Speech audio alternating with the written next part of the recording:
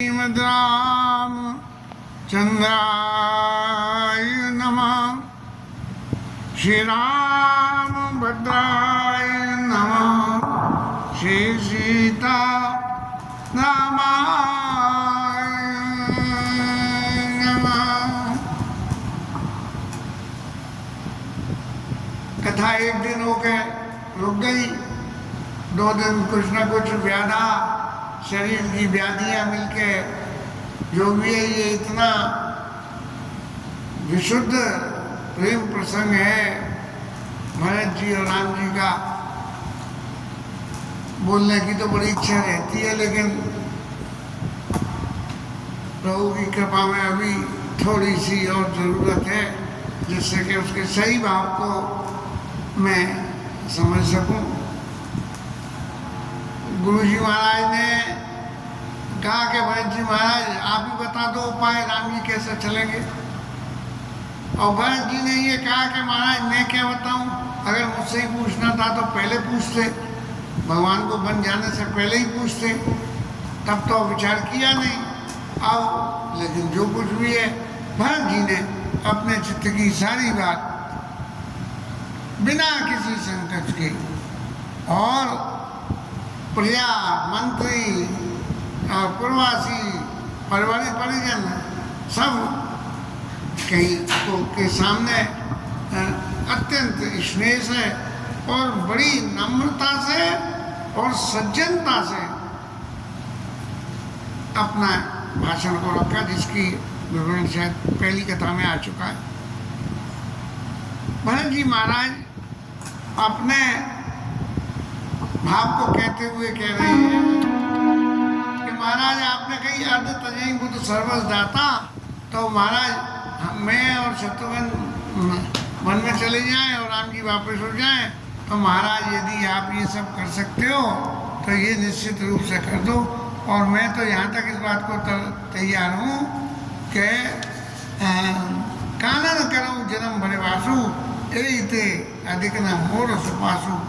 इससे ज़्यादा कोई दूसरा हित का काम नहीं हो सकता कि मैं राम जी की सेवा के लिए वन में रह के राम जी की सेवा में करूँ। अब जब इतनी सारी बातें हो गई और इतनी बातों से भरत जी ने एक बात और कह दी कि अंतर्यामी राम सिया। हर स्थिति में ये लौकिक जगत की परिस्थितियों को से लौकिक सिद्धांतों से पार पाड़ना बहुत मुश्किल होने के कारण बार बार राम जी की इस लीला स्वरूप को साक्षात ब्रह्म स्वरूप के बारे में बता के ही समाधान निकाला गया। भरत जी महाराज ने कह दी, अंतर्यामी राम सिय तुम सर्वज्ञ सुजान, जो पुर कहूँ तो नाथ निज कीजिए वचन प्रवान। महाराज आप तो सुजान हैं और अंतर्यामी राम जी सीता जी हैं, सब जानते हैं, तो महाराज हमें वन में भेज दो। जब किसी तरह से कोई बात नहीं बनी, तब भरत जी महाराज से कहा गया कि देखिए जिसको जो कुछ भी कहना है सबने सब कुछ कहा। यहाँ लोगों को तो आपस में इस बात का झगड़ा या मतभेद होते हैं, बोले जी मेरा है, जी मेरा है, जी मेरा है, जी मेरा है। और यहाँ तो सारा खेल उल्टा हो रहा है, बोले जे तेरा, जे तेरा, जे तेरा, जे तेरा, जे तेरा, सब कुछ तेरा, तुझको अर्पण क्या लागे मेरा वाली स्थिति यहाँ चित्रकूट में पैदा हो रही है। और जब भरत विनय सादर सुनिया, गुरु जी महाराज ने तो यहाँ तक कह दिया, करिए विचार भोर। भरत जी की विनय को सुनो। कैसे सुनो? आदर के साथ में। ऐसा नहीं भरत जी महाराज कह रहे तो कहीं इनका कोई स्वार्थ तो नहीं। और फिर सुनने के बाद क्या करना? बोले विचार करना। लेकिन सुनना और विचार करना, इसके अलावा अब जब कार्य रूप में परिणित करने का नंबर आवे तो बोले क्या करना? जो भरत जी विनय कर रहे हैं उस विनय को ही सीधा सीधा स्वीकार न कर लेना। और विचार करके जो बात मन में आ जाए उसको भी सीधा सीधा इम्प्लीमेंट मत कर देना कि भाई विचार में ये बात आ रही है इसलिए जो है चलो ऐसा ही होने दो। अब भरत जी ने तो कह दी कि ना बाबू इसी से इधर रहो, तो बोले चलो भैया सब लोग पकड़ के जबरदस्ती राम जी यदि अयोध्या नहीं चल रहे हैं तो अभी सबको भाई इसलिए तो कर क्या करब साधु मत लोक मत, वो काम करना जो साधुओं की सभा में मत होता हो। साधु लोग जिस सिद्धांत को मानते हो लोक में, अब साधु मत मानो, लोक मत तो अपने स्वार्थ के लिए होता है, लेकिन साधु मत जगत के स्वार्थ के लिए होता है। तो करो साधु मत लोक मत और नए निगम निचोड़ जो राजनीति कहती है वो।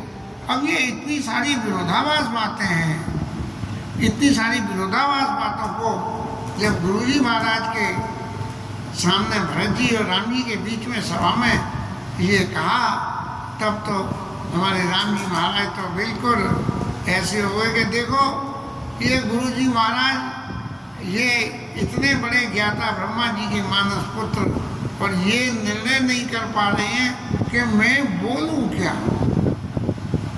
मैं बिल्कुल रोको मत जाने दो वाली स्थिति हो गई। अरे भाई भरत जी की विनय सुननी है तो सुनो, सुन के विचार करो, लेकिन करना क्या, वो करो लोक मत साधु मत और नवनीति और निगमों की जो रीति हैं उन सबको जो है पालन करो। तो ये सभी बातें क्या प्रैक्टिकली संभव है? ये संभव नहीं है। जब इतनी स्थिति गुरुजी महाराज की राम जी ने देखी तब राम जी महाराज की भावना का विश्लेषण करते हुए गोस्वामी जी लिख रहे हैं, गुरु अनुराग भरत पर देखी राम दया आनंद विशेषी। अब गुरु जी का इतना अनुराग कि उनकी मति ऐसी भोली हो गई कि वो कुछ कहने काबिल जो कुछ कह रहे हैं वो ऐसी बातें बोल रहे हैं कि जिन बातों से का कोई अर्थ ही न निकलता हो। और जब इतना स्नेह गुरु जी का भरत जी के ऊपर में है, इतने भरत जी के प्रेम में इतने विफल हैं, तो राम जी महाराज के हृदय में तो बड़ा आनंद हुआ। बोले मैं जो चाहता हूँ कि इस सारे समाज में भरत ही भरत हो, राम तो राम है ही, उनका तो कोई नहीं है, लेकिन भरत जो है इस समाज में संसार में भरत की बहुत ज़रूरत है। राम तो नीति प्रीति के मामले में कुछ भी कर सकते हैं, लेकिन भरत जी महाराज नीति प्रीति कुछ नहीं जानते, सिर्फ प्रीति जानते हैं कि राम जी के चरणों में प्रेम करने के लिए क्या होना चाहिए। भरत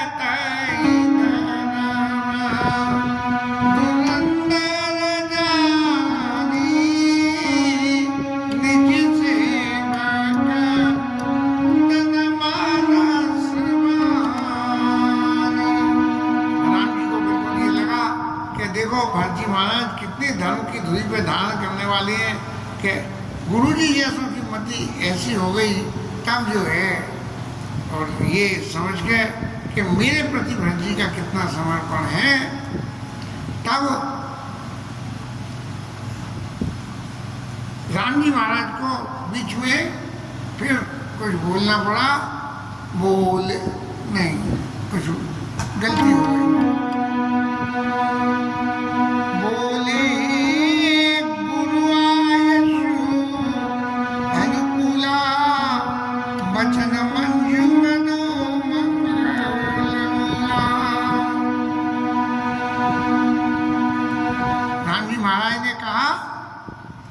गुरु जी की आज्ञा मांगी कि प्रभु मैं कुछ मन की बात कहूँ, क्योंकि ये एक ऐसा समाज था जिस समाज में हर आदमी राम जी को वापस ले जाने के लिए चाहे कुछ भी छोड़ना पड़ता हो सब छोड़ने के लिए तैयार था।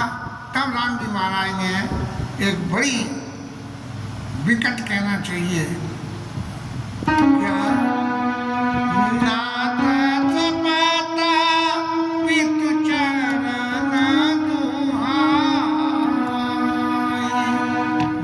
सामने कह रहे हैं महाराज आपकी शपथ और पिताजी के चरणों की दुहाई, इतने बड़े कहना चाहिए स्टाम्प पे मोहर लगा के और राम जी महाराज कह रहे हैं कि बयाऊन भुवना भरत सम भाई। इस पृथ्वी पे भरत के जैसा तो भाई हुआ ही नहीं। क्यों क्यों नहीं हुआ? क्योंकि भरत जी महाराज गुरु जी के चरणों में इतनी आस्था है कि गुरु जी जो कह देंगे वो सबसे कल्याण ही कल्याण होगा, ऐसा मान के कि राहुल जा पर अस अनुरागो हर को कई सकाई भरत कर बाबू। गुरु जी महाराज जो कुछ भी कह रहे हैं उन्हें कितना प्रेम है कि भरत जी जो कह रहे हैं उसको सुनने के बाद उनके पास में कोई ऐसा कल्प विकल्प भी समझ में नहीं आ रहा जिसको ऐसा माना जा सके कि वो कल्प विकल्प ठोस है। तब जो है इसके ऊपर गुरु जी महाराज को जिसके ऊपर इतना अनुराग हो, ऐसे लोग तो बड़े भागी होते हैं। और वही भरत जी ये निज सेवक तन मानस वाणी, मेरे सेवक तन मन और वचन से तीनों से जो है मेरी सेवा के लिए भरत जी महाराज है तैयार है। लेकिन ये बात राम जी महाराज ने बड़े समाज में कह तो दी, और लेकिन लखी लग बंधु बुद्धि सकुचाई करत बदना पर भरत बड़ाई। एक जीवन में जो है छोटे भाई को उसी के सामने उसके गुणों की चर्चा, उसके गुणों की बड़ाई करना, ये भले ही कितने हित की बात हो, लेकिन लौकिक रूप से व्यक्ति के जीवन में जब इस तरह की परिस्थिति आती है तो अभिमान सहज भाव से आ जाता है।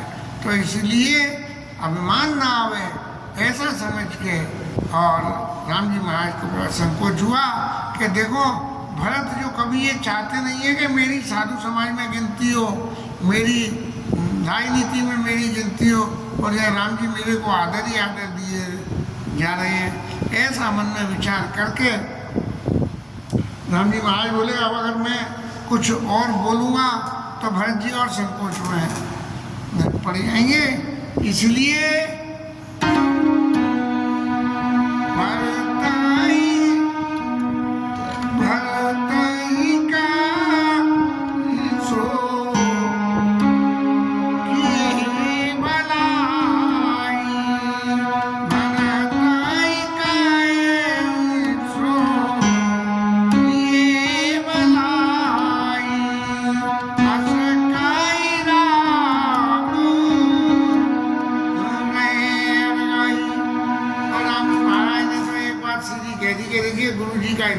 भरत जी के ऊपर में इनके भाग्य की कौन वर्णन कर सकता है। मेरी सेवक है, मुझे अपना स्वामी मानते हैं, सब कुछ है, तो इन सब परिस्थितियों में तो मैं अब क्या बोलूँ।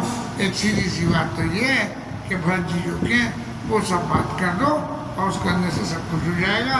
कर्म साधु मत लोक मत वाली बात को भगवान ने काट के और अपना मत सामने रख दिया। अब फिर गुरु जी महाराज का नंबर आ गया, राम जी महाराज तो चुप हो गए ये कह, और फिर गुरु जी महाराज ने भरत जी से विनय करी कि कृपा सिंधु प्रिय बंधु सुन कहूँ इधर के बात। महाराज आप अयोध्या से जब से आए हो और जो आपकी मन स्थिति परिस्थिति दिख रही है, उस परिस्थिति में कितने विचार सुविचार और कल्प विकल्प प्रकल्प आपने सबने सोचे अपने मन में, उन सब के बारे में जो नतीजा आपका चित्त निकाल पाया, वो उसको जो है अब अपने प्रिय बंधु राम जी महाराज के सामने और आप कह दीजिए। अब राम जी के रुख देखा भरत जी महाराज ने और गुरु जी की तरफ देखा, माने मौन रूप से दोनों की आज्ञा ली, और फिर मन में ऐसा समझ के लखी अपने सिर सब चर भारू कहीं ना सकई कछु करई विचारो। अब जैसे सभा में नाम बोल जाता है ना कि फलाने महाराज फलाने मंत्री जी आए हैं, वो कुछ दो शब्द अपना कहें, ऐसे राम जी महाराज ने कहीं के भरत कहीं से किए भलाई, और गुरु जी ने कह दी कि भरत जी महाराज बोलो। अब भरत जी महाराज सोचे कि मैं क्या बोलूँ और कैसे बोलूँ, और ये अपने मन में विचार करते करते कि ये तो सारा का सारा भजन फिर वापस मेरे ऊपर डाल दिया। अयोध्या का राज्य का भार डाला था, मैं उससे मुक्ति पाना चाहता था, लेकिन फिर मेरे ऊपर डाल दिया। लेकिन तभी शरीर में भगवान की भक्ति का उदय हो गया, पुलकायमान हुआ। पुलक शरीर स्वभाव धारे, नीरज नयन नेय जलवारे। कमल के समान कुमल नेत्रों में भरत जी की मुझे जल भरी आई और शरीर में पुलकायमान हो गया, और समाज में हाथ जोड़ के भरत जी महाराज खड़े हुए। और खड़े होकर जैसे राम जी ने भरत जी के भाग्य की सराहना करी, ऐसे ही भरत जी महाराज अब राम जी के स्वभाव की सराहना करते हुए कह रहे हैं कि मैं जानू निज नाथ स्वभाव। महाराज राम जी क्यों कह रहे हैं कि भरत कहीं से किए भलाई? बोले मैं अच्छी तरह जानता हूँ कि राम जी का स्वभाव क्या है। राम जी का स्वभाव क्या है कि एक ही बात है, मैं जानू निज नाथ स्वभाव और अपराधियों पर कोई न कहूँ। यदि कोई व्यक्ति अपराध भी कर दे तो राम जी महाराज उसके ऊपर क्रोध नहीं करते हैं। मैं अपराधी हूँ, मेरी वजह से ये सब काम हुआ, इसलिए मैं अपराधी हूँ, लेकिन अपराधी के ऊपर भी भगवान क्रोध नहीं करते हैं। और औरों की तो छोड़ो, मोह पर कराई स्नेहा विशेषी, खेलत कोनिसना कबहु देगी। अपने और छोटेपन की बातों को याद करते हुए भरत जी महाराज कहते हैं कि मेरे ऊपर तो बहुत स्नेह करते हैं। जब हम लोग खेला करते थे तो खेलने में कभी बच्चे हैं, बच्चों में खेल होता है, आपस में झगड़ा भी होता है, सब कुछ होता है, लेकिन मेरे ऊपर कभी भी भगवान ने किसी तरह का कोई क्रोध कुछ भी नहीं करा, बल्कि हर वक्त अपना संग मेरे को रखा। तो मैं शिशुमन ते परे हरे उन्हें संगू, कबू न कीर मोन मर मंगू। और यहाँ तक मैं उस अंदर मन की बात बताता हूँ कि मैं प्रभु का रीत जी जोई, हाराई खेला जितावाई मोई। और हकुम की बातों को तो सबको छोड़ दें, यदि खेलने में मैं हारने लगता था तो राम जी महाराज कृपा करके खुद हार जाते थे और मुझे जिता देते थे। ये बात प्रत्यक्ष रूप से मैंने खूब अनुभव करी, और अनुभव करने के उपरांत मैंने क्या कहा, क्या क्या किया कि मऊ सने सकोच बसा, सन्मुख कहे नवेद और दर्शन सपितन आज लगी प्रेम प्यास नैन। भगवान के इस कृपा की वजह से मैंने कभी भी भगवान के सामने, यदि भगवान ने कुछ कहा तो मैंने उसको कभी भी पलट के सन्मुख कही ना। इनको भगवान ने कही कि ये बात ऐसे होनी चाहिए तो बोले ऐसे ही है, बस हर बात में हाँ यशमिन की तरह से हाँ करे। लेकिन भगवान की हाँ करते करते भी मेरा इतनी हिम्मत नहीं थी कि भगवान के उस आदर्श के आगे मैं भगवान से आंखें मिला के ये कह दूँ कि प्रभु आप कह रहे हो वो सही है और ये कर लीजिए। तो मैं संकोच के वशीभूत मैं तो बिल्कुल अपनी आंखों को नीचे करके कि राम जी का इतना मेरे ऊपर कृपा है, मैं क्या काबिल हूँ, ऐसी भावना से मैंने कभी कुछ भी नहीं कहा। लेकिन अब ये बात मुझे अब इसलिए कहनी पड़ रही है कि मैंने सब कुछ अपनी तरफ से पूरा प्रयास किया, राम जी महाराज ने कृपा करी, सब कुछ होने के बावजूद भी ये सारी जो घटना हुई कि भगवान वन को आए, ये क्यों हुई? बिन न सके सही बोल उतारा और नीच बीच जन्नी मिसपारा।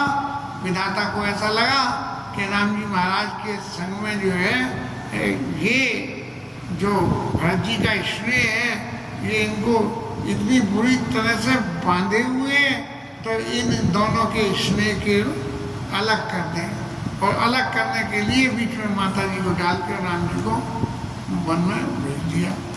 अब मेरी नज़र में तो ये हो गया कि माता दोषी है, लेकिन फिर जो भरत जी की अपनी नीति है, उस नीति के हिसाब से भरत जी महाराज कह रहे हैं कि मातु मन में साधु सुचाली असुर आनत कोटि कुचाली।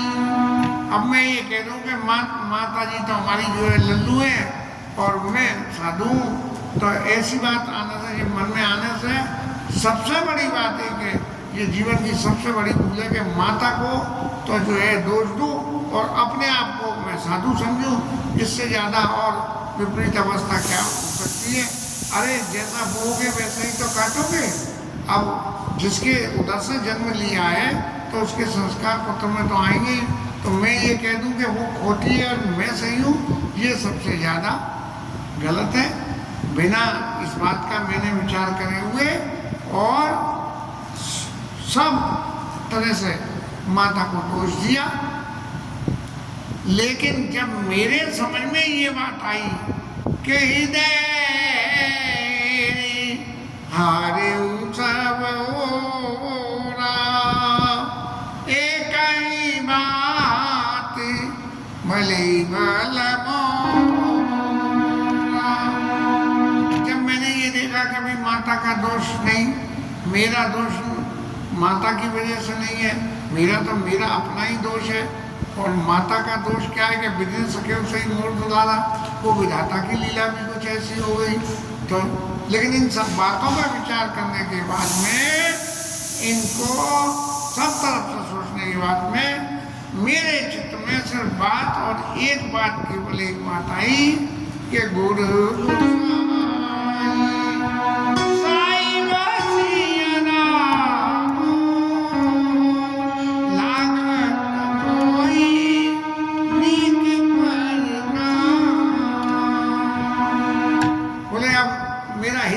कैसे हो। तो ये गुरुजी महाराज विद्यमान है, ये हमारे स्वामी बने और राम जी महाराज हमारे साहिब बन जाए, हमारे मालिक बन जाए, बस और फिर सब काम हो जाएगा। बस इससे ज़्यादा मेरे को और कुछ नहीं चाहिए। साधु सभा गुरु प्रभु निकट काऊ सुतल सतिभाव, प्रेम प्रपंच की झूठ पुर जाने मुने रघुराव। अतिशय प्रेम में हर वक्त संदेह पैदा होता, वही संदेह भरत जी के मन में पैदा हो रहा है। कोई समझे कि भरत जी अपने आप को साधु बताने के लिए माता को पहले तो भला बुरा कह दिया, अब अपने आप को भी भला बुरा इसलिए कह रहे हैं कि माता को तो दोष देने से पहले पुत्र को सोचना चाहिए था। इन सब बातों के लिए तो मैंने जो जितनी भी बातें कही हैं, ये सब यहाँ इस समाज में और इतने पवित्र स्थान में जो है, यदि मैंने कोई भी बात बना के या झूठ कही हो, तो प्रेम प्रपंच की झूठ पर जानी मुनि रघुराव। राम जी महाराज अच्छी तरह मेरे को जानते हैं, गुरु जी महाराज अच्छी तरह जानते हैं। मैं क्या कहूँ अपने चित्त की बात, इसके अलावा मेरे पास कुछ है ही नहीं कि गुरु गोसाई साहिब श्री रामू और लागत मोई नीर नामू। हमारे महाराज जो है अपने प्रेम के पन के लिए रखने के लिए देह का परित्याग कर दिया, माताओं का वैधव्यपन का अलंकार मिल गया। और जब मैंने ये विचार करा, बोले इसके पीछे कारण क्या है, तो पता लगी कि इसका कारण तो मैं हूँ। न मैं पैदा होता, न माता राज्य मांगती, न राजा मां जाती। मैं सकल अनरत कर मूला, सो सुन समझ सहु सब सूला। तो मैंने अपने चित्त को ये समझा लिया कि मैं जो कुछ भी हूँ, ये सारा अनर्थ है वो मेरी वजह से हुआ है। इसलिए मैं और तो क्या, मैं सकल अनरत कर मूला, सो सुन समझ सहु सब सूला। सब तरह का मन में चित्त में सारा जो भी दुख तकलीफ थी, उसको मैंने सबको जो है सहन किया, और लेकिन इतना सहन करने के बाद भी मुझे क्या और सहन करना पड़ा जो मुझे नहीं करना चाहिए था, उसको बताते हुए कहते हैं कि बिनु पा नन पाया दे पाए, और शंकर साकी रहे हुए ही आए। हमारे राम जी महाराज जो है बिना पादुका के ही वन में चली गई। इन सब बातों को मैं शंकर जी की साक्षी करके कहता हूँ कि मेरा जीवन इसी दोष को अलंकृत होने के लिए बनाए। यहाँ आया निषाद राज का स्नेह देखा भगवान के प्रति, तब भी मेरे चित्त में ऐसा नहीं हुआ कि भाई मेरा चित्त फट जाए, कलेजा फट जाए और मेरी मुक्ति हो जाए। और लेकिन जब यहाँ आके मैंने राम जी महाराज के दर्शन करे, तब मेरे को चित्त में कुछ ऐसा लगा कि जियत जीव जड़ सबई सहाय। ये शरीर में जब तक जीवन है तब तक विधाता उसको सब तरह के दुख सुख सब कुछ देता है, करता है, और वही विधाता ने जो है मेरे को दे दिया है। इसलिए अब राम जी जैसे व्यक्ति तेरा रघुनंदन लखन सिया अनित लागे जाय, दासु तनय तजिद सद्गुरु दैव सहाय। अब मैं ये कहूँ कि मुझे इतनी तकलीफ मिल रही है, झेलनी पड़ रही है, सो सब सही है जो देव साहबा, तो बोले क्या है? बोले ऐसे राम जी महाराज भी यदि जिसको अपने आनित लगे, राम जी महाराज आनित लगे, तब ऐसी माँ कैकेयी को छोड़ के तासु तनय तजिद सद्गुरु देव साहब देवता भी भगवान भी जो है उसके पुत्र को छोड़ के किसी दूसरे को दुखों की सहारा क्यों देंगे? क्योंकि ये इतने गुण होने के बावजूद भी कैकेयी मैया को राम जी तेज रघुनंदन लगन से अनित लागे जाए कि ये जो है मेरे पुत्र के राज्य शासन के मिलने में बाधा है, इसलिए इनको भेज दें। अंतर रूप में थोड़ा फिर विचार कर लें। गोस्वामी जी महाराज ने जो कुछ भी लिखा ये भगवान का लीला चरित्र है, और वास्तविक स्वरूप में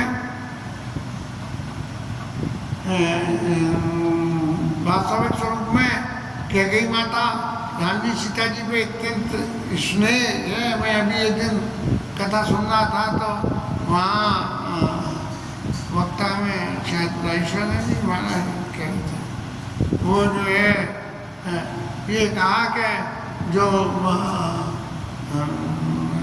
कनक भवन जो है ये जैसे राजाओं के लिए बनाया जाता है, ऐसे कैकेयी माता के आदेश पे और वो कनक भवन भरत जी के लिए बनाया गया।